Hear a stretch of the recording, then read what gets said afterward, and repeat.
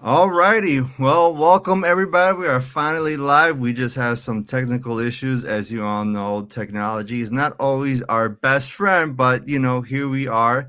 So thank you for joining. I have the awesome privilege to be with Aaron here from Fuel Training Consultants. So Aaron, thank you very much for being here today, talking about the 21st century learning solutions. I will let you the honors to introduce yourself because I don't want to miss anything. And after that, I'm going to just give a quick thing how we met, how we had this connection. So I'll let you introduce yourself. Well, thank you, Dr. J. And I am honored to be here once I found the correct place to be. I can't wait to start this conversation. So, my name is Dr. Erin Donovan. I am the founder of Fuel Consultants. And really, my purpose with my company is to help people do their work better. And I actually started as a school teacher. I was a middle school teacher for 12 years. I got 2 masters, a PhD, studied at Columbia, and became a professor. And really, Jay, why I decided to go into corporate learning is I felt like my impact was getting lesser and lesser. I ran the pre-service teacher program at Coastal Carolina, and when my pre-service teachers would come back to me and they would just be disheartened, it was only I had to step away, because in order to really have that sense of integrity and love education like I did, to see these teachers just kind of beaten down when they love teaching, this is what they wanted to do, I needed to redirect myself. So from that point, I went into corporate learning, which is an amazing place to be because we have all these fantastic tools and funding and partners and projects. And so now, Jay, this is where I want to turn it back.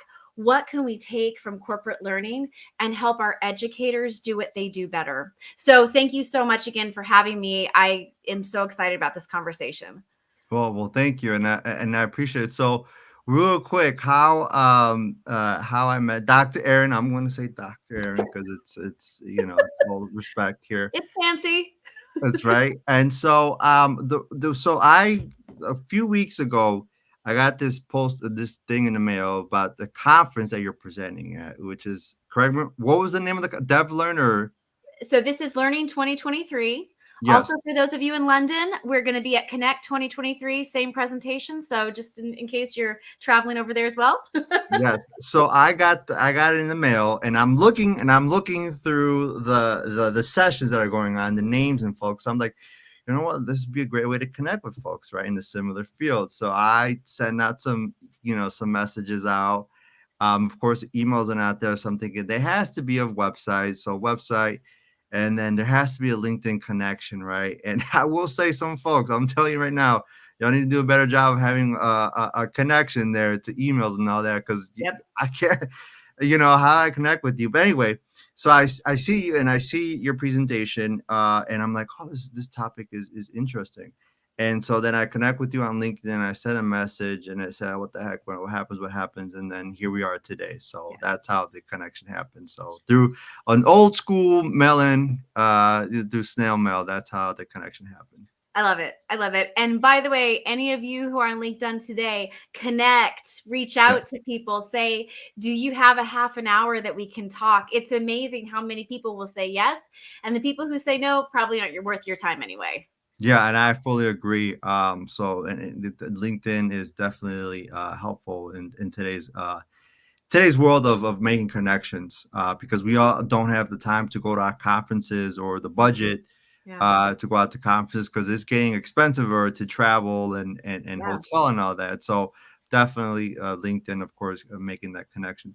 So I'll just get started here in this conversation, about the 21st century learning solutions and why are we here. So, in your own world, so let's talk about, what are the 21st learning solutions and why. So, what are the 21st century learning solutions? And going with that, why are they essential in today's education landscape? So we'll go that we talk about for this discussion, education. We're talking about everything. We're talking about in the corporate setting and everything else. Well, Jay, I'm going to bring it back to something that when I was doing my dissertation a long time ago, it was kind of the new world, and then it kind of stopped being the new word. It's called disciplinary literacies. And we can say this in the corporate world, we can say this in education, but basically you learn what you want to do. So if you want to be a scientist, you're going to learn the literacies associated with the scientist. So you're going to learn how to read lab reports, how to write up hypotheses. You're not going to learn how to write a paragraph with no context.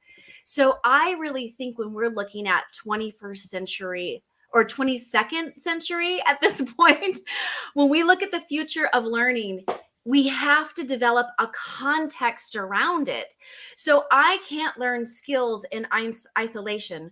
I need to understand how those skills are going to help me do my job, are going to help me get my job, are going to prepare me for my job.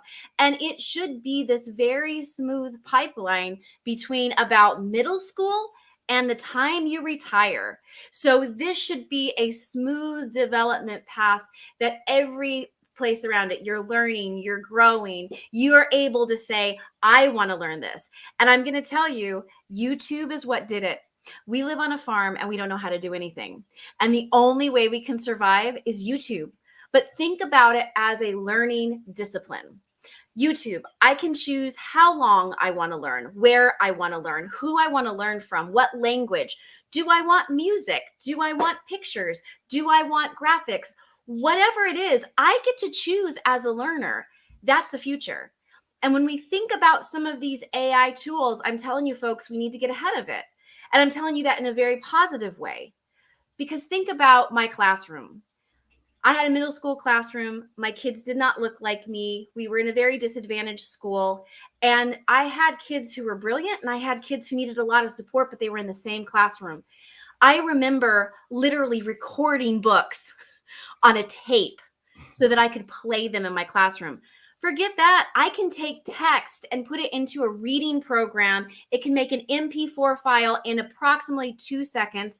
I can take that file. I can put it in actually a facilitator so that kids can watch someone read it. I can then translate it into 5 different languages. So instead of being so focused on, can you do this? Can you do this? We can be focused on, okay, now that you have the information, because everyone can get the information, what can you do with it? And that's the difference. That's the question that when I was in the 90s and 2000s, we couldn't answer, because all we were focused on is, how do you get the information? How can I get the information to you? Well, now that question is taken care of. So we actually get to take our students to another level. And we need to say, now that you have the information, regardless of how you brought it in, what can you do with it?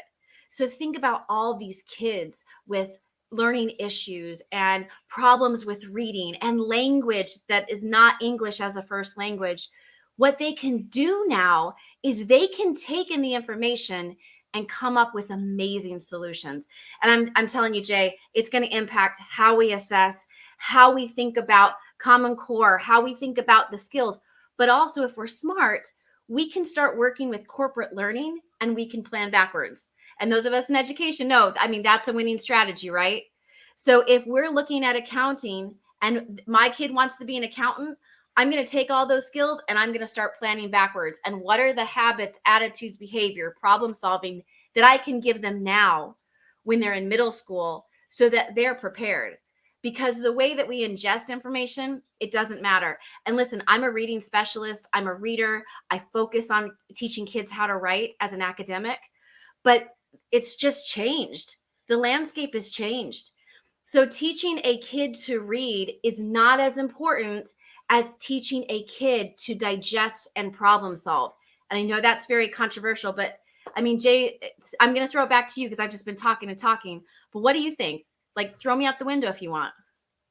No, I fully agree with all of the what you just said. And we do take control of our own learning. And I think it's, it's funny. This past weekend, I was actually at a conference and I was talking about AI technology in the classroom. And one of the folks so this was like adjunct instructor, just to give you a side, this was higher ed adjunct instructors. And one of the individuals in the one of the individuals in the audience were having a discussion, and so they said that her position was, we are no longer instructors, we are facilitators, because a student can come into the classroom having know the information already. They just have to come into the classroom because they have to, get past the course so they can get the degree that they need for whatever, to move on with their life.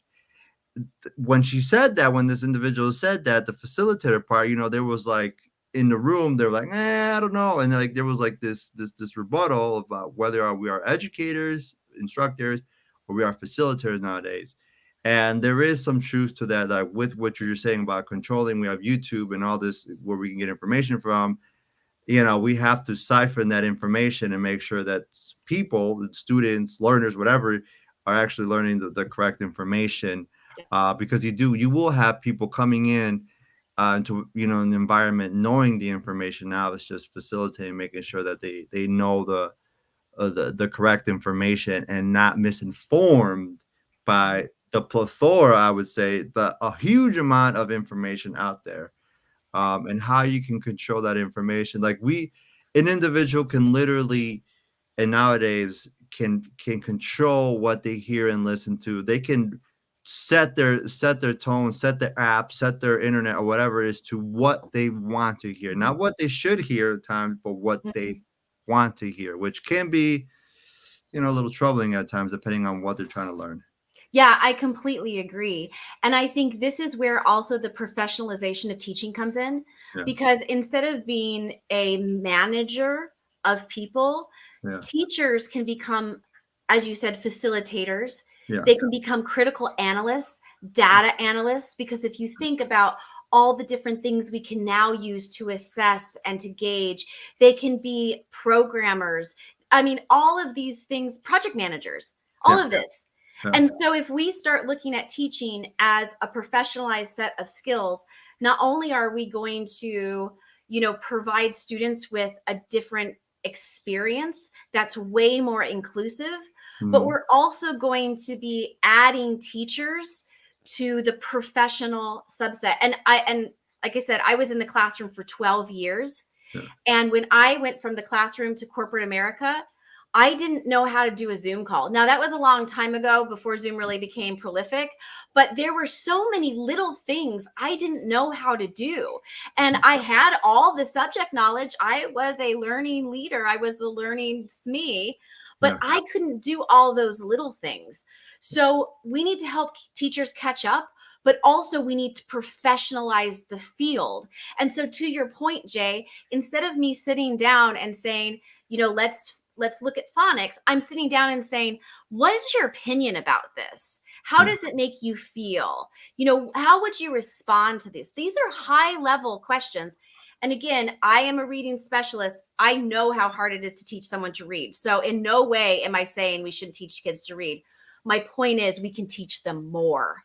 And we can take those kids who are struggling readers, still give them those skills, but we can also say, you're going to do reading in the morning, and then in the afternoon, you're going to do problem solving with me. And I'm going to work as a project manager with you, rather than, a babysitter, for lack of a better word. So if we get ahead of this, Jay, and if we plan it out, and if we have people who are forward thinking and not fearful, this could change education on a world scope, in a way that we are completely individualized. We are focused on the learner, and we're also focused on the teacher too. Yep. And fully agree. And I think that will take us to our next part or question, which we've touched on, which is, how has technology transformed the way we approach education, learning in the 21st century? So I want to hear your, like, how has and going, expanding on just not just YouTube and Zoom, but so how has that transformed? How has technology transformed that learning process? I think we're still lagging, to be quite honest with you. First of all, obviously there's inclusion issues, and the more I can give a kid an option on how they're going to learn, that builds inclusion, builds accessibility, and that's phenomenal. And I think we're just starting to use those tools. I think we can really blow this apart if we think of things in a 3D way rather than a 2D way. And that's where, like the idea of the metaverse comes in, and VR and tools like the HoloLens, where I'm actually, I can dissect a little piggy without actually killing a little piggy. There are so many tools yet to be exploited. I think, when we had to go on Zoom during COVID, and I know there's educators out there. I don't know how you did it. I mean, I thought about my middle school classroom, and I mean, it was hard enough when I was in the room. I can't imagine like trying to figure them all out when they're all in their house. I think we could have done better. I do, but I don't think. I mean, like, but you did amazing. I mean, every single educator who made it through COVID did an amazing, amazing, amazing job. But now let's sit down at a table and say, what do we do really well? Where are opportunities? What are best practices? And let's start building on that. That's a conversation, Jay, that we need to have. And so once we do that, then we can start cherry picking those AI tools or those pieces of technology that would help us excrementally, not sure. I think that's the wrong word. So Hey, you're Dr. Donovan. You can create whatever word you want. That's what comes with a doctorate. So. It can very much expound on what we're doing well. But what I don't want to do, and I saw this so much in the reading world, the silver bullet, that one thing's going to fix it. And as soon as we find a tool, then everyone has to use it, and all the classrooms have to look the same. What we can do with technology is we can properly differentiate.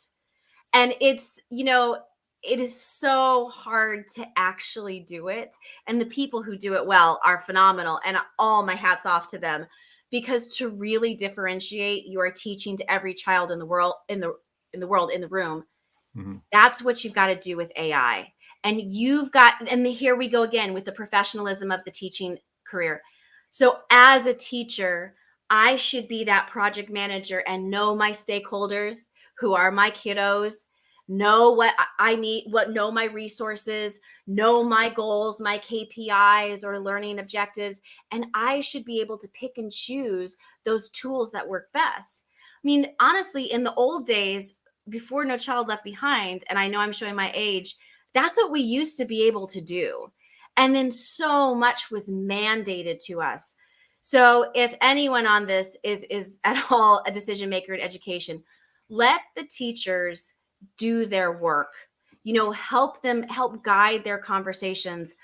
But honestly, Jay, I think we need to have more conversations like this, where we can say, you know what, we probably could have done better. And you know what? There's all of these tools out here that we're not using or we're not using well. So let's get a think tank together. Let's get our best teachers together. How can we do this better? Because if not, we're going to be behind the 8 ball. And then I'm afraid, corporations are going to start mandating, and selling and commodifying, and I really hope us as learning leaders, we can be part of that conversation and get ahead of it. Yeah, and I do agree with that. The technology transforming, and getting ahead of the curve. I think you should be educators, at all levels should be at the table, not on the table, as I say. Yeah. Right. I mean, love it. It's so that definitely, if I always say as educators, in education, if business owners can be at the table at a K-12. Why can't an educator who knows something, right, can be at their table as well? Yeah. And so going to that, I do want, something that interests me, and I want to just kind of, go a little aside from education, but something that's always interests me. You talk about, being in the corporate world is where these corporate universities, and I want to talk about corporate universities. We're talking about, like McDonald's has Hamburger University. Yes, it's a real name. It's a real institution, right? where if you decide to own a McDonald's or if you're Mhm, high level management, you go to this institution and you learn the mhm. processes in the McDonald's way. And I know other corporations have their universities for learning processes. Now, of course, not everybody has the money to do that, right? Not everybody has McDonald's money to do these because they're pretty, it's money. How does one go about it? You're a small business owner, you're whatever, you have 100-person company, you're not a multimillionaire, billionaire company. How does one go about building their own university or institution in a sense for their employees? They may not have the budget for it, but how can they go about doing so? That's such a great question, and I'm really glad that you phrased it that way. So the first thing is think about the tasks that are essential to complete the progress or the process. You've got to break those down. So if we think about Hamburger University, not only are you learning about how to make all that food, but you're also learning about looking at a profit and loss. You're looking at, how to choose a location, facilities management. You've got to break it down to the skills.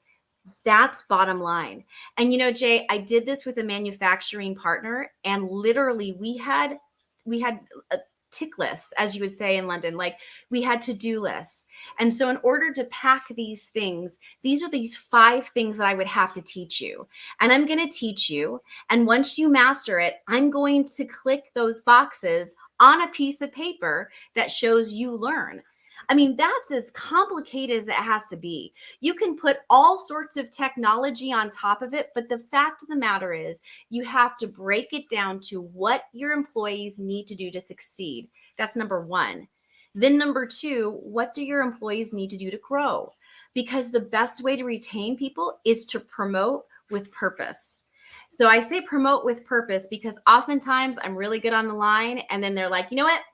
You come in every day, you're good on the line, you're going to be a supervisor. And I leave because I don't want to be a supervisor. So Yeah. promoting with purpose is you see someone, you start building that bench, building their skill set, giving them a reason to go to that next level. So that's number two. Number three, then you've got to look at your culture. So what's important? Do we have a literacy center? Do we reach out to the community? What's important overall? And then you're going to wrap it up in the employee life cycle. So you're going to think about all of these things we talked about. When is the best time to teach it? When is the best time to do it? How do we create onboarding that makes sense? How do we have day one training that's going to give value add day one so everyone feels good? And then how do I promote with purpose so I can take my best and brightest and keep them? And what am I going to do throughout this process to make sure I am retaining people? And it doesn't take technology and it doesn't take expensive LMSs. What it takes are SMEs, transparency, and a team that works together. I mean, if you want to hire a great consultancy, you can always reach out to me and we can make things look really nice for you. But really, what a consultant should do is they should come in and facilitate conversations and lead it in the right direction. A consultancy should never come in and do a big report for you that's really expensive and that doesn't tell you anything. You know what your employees need to do. So the best thing to do is to sit down at an old-fashioned table and map it out from step 1 to step 9, and then see, all right, how can we teach this? How are our employees going to learn best? Are they at desks? Are they on a line? Are they on their phone? Let's tap into that. And then let's tap into the experts. So how can we use the experts? Can we videotape them? Can we promote them to trainers? All of these things are part of your training ecosystem, but it's easily accomplished with conversations, a strong project plan, and working within your budget. Anyone that tells you you need an expensive LMS is not correct, especially those of us who are in regulated industries. They just need to see signatures. You can accomplish that with DocuSign. So there are so many ways that small businesses can have this robust corporate university. It might be on paper, it might be on SharePoint, it might be on OneDrive, it might be on Dropbox. It might be a series of links. Maybe you open a YouTube channel. There's so many cool things you can do right now. It does not take $1 million investment to do it. No, that is good information about building your own corporate university, or however you want to frame your own learning institution, because not everybody has the Mhm. budget. I think one way, and kind of wrap it up with. So I worked at the University of Minnesota Extension, and what they did was, or University of Minnesota, and then what they did was they just it's like, hey, you can go access the LinkedIn Learning, right? For Mhm. free. So why not? On top of what other things they had.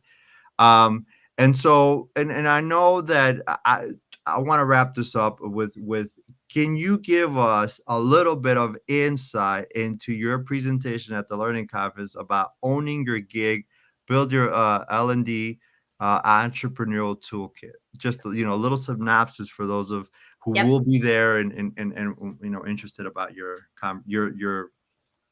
First of all, anyone who's going to be at Learning 2023, or if you're in London on November 17th and would like to go to Connect 2023, reach out to me on LinkedIn. You can find me, Erin Donovan, PhD. I want to talk to you. I want to have coffee with you. I want to invite you to anything that I might be doing at either one of those. But my presentation is for you, these hashtag transitioning teachers, people who want to own their own space in the learning world. What I'm going to do is I'm going to provide you a toolkit that you can use tomorrow to set up your own business. So I really honestly believe the future of work is the gig economy. I think it allows us a sense of freedom and owning who we are and owning our dreams. And my presentation is a peek into that. I'm going to tell you my successes and where I failed and what I would do differently, but you're going to walk away with tools that you could literally set up a business tomorrow. We're going to talk through the best subscriptions that you need as an L&D practitioner. I want to connect you with people like Dr. J, who is doing amazing work, because there's people you need to start following on LinkedIn so you can hear their stories, see what they're doing. But if you are a practitioner, or if you are someone who is frustrated, or you've never even been, maybe you just are like, I think I would like learning. Well, get your tickets now. I mean, whether you're going to be in Orlando or whether you're going to be in London, come join me. If you can't be at either one of those, reach out to me on LinkedIn, because anyone who asks for a half an hour or hour of my time, I will find time on my calendar, because the more people that we have doing good work for the sake of learning, the better ecosystem we're going to have as all. And I'm going to tell you, folks, we need to step up now. We need to let our voices be heard. We need to be able to tell people in corporations and academia, this is what real good learning looks like. And so if you feel like that's where your passion is, and man, you'd really like to think about getting contracts or doing work or even putting your portfolio together, again, Orlando in December.